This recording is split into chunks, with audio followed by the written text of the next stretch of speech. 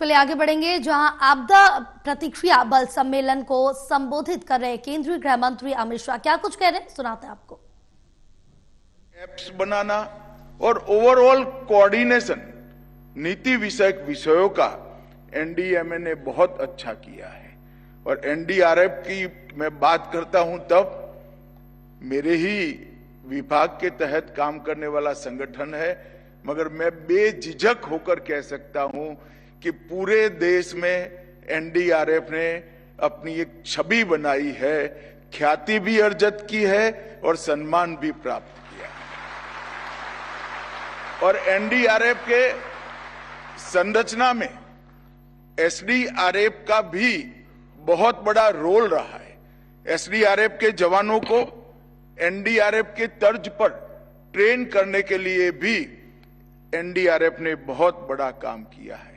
और जब मैं कहता हूं कि भारत ग्लोबल लीडर बनने के कगार पर है, तब हमने वैश्विक स्तर पर भी सीडीआरआई के माध्यम से ढेर सारी प्रसिद्धि भी प्राप्त की है और स्वीकृति भी प्राप्त की है।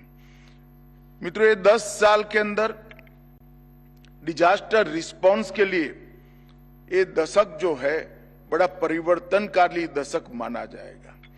जब भी भारत के डिजास्टर रिस्पांस का इतिहास लिखा जाएगा, ये 10 साल संक्रांति काल के 10 साल के रूप में इतिहास को इसको नोट करना पड़ेगा।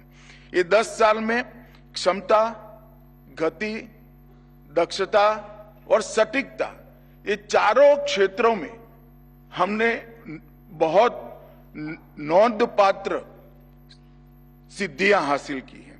हमने न केवल क्षमता को बढ़ाया है, इसको संवर्धित कर कर सातत्यपूर्ण तरीके से तहसील तक पहुंचाने का काम किया है।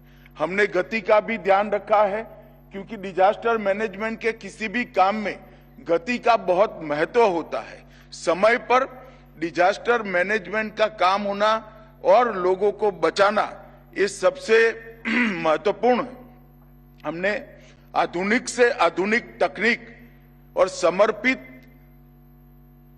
अपने बल के कारण, समर्पित स्वभाव वाले बल के कारण दक्षता में भी वृद्धि की है और तकनीक का उपयोग कर कर सटीकता के साथ पूर्वानुमान और जहां इंफॉर्मेशन की जरूरत है वहां पर इंफॉर्मेशन एडवांस में पहुंचाकर समाज को जागरूक करना और पूरे समाज को ये डिजास्टर मैनेजमेंट के और राहत और बचाव के काम में जोड़ने में भी हमें सफलता मिली है। और ये हमारे अप्रोच के अंदर भी ये 10 साल में ढेर सारा परिवर्तन आया है।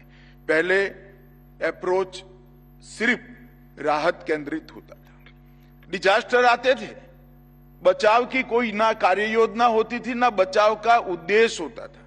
डिजास्टर के बाद कैसे सहायता करना, कैसे पुनर्वसन करना, इस पर ही पूरा काम था।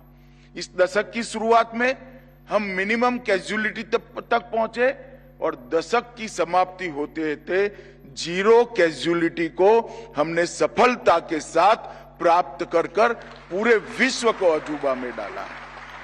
दृष्टिकोण, जैसे मैंने कहा कि राहत केंद्रित से समग्र और एकीकृत हुआ है।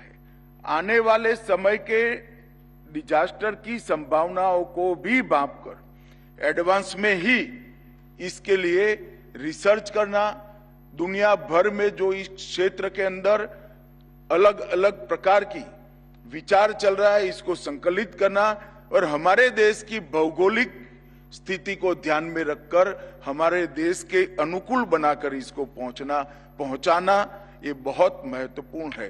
क्योंकि हमारा देश अपने आप में कोई एक खंड से कम नहीं है।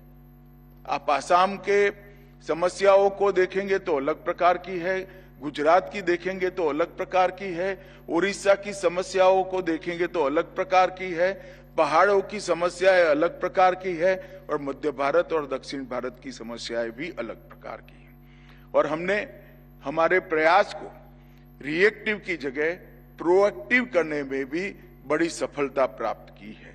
और सबसे बड़ी बात है कि हमने भागीदारी को बढ़ाया है।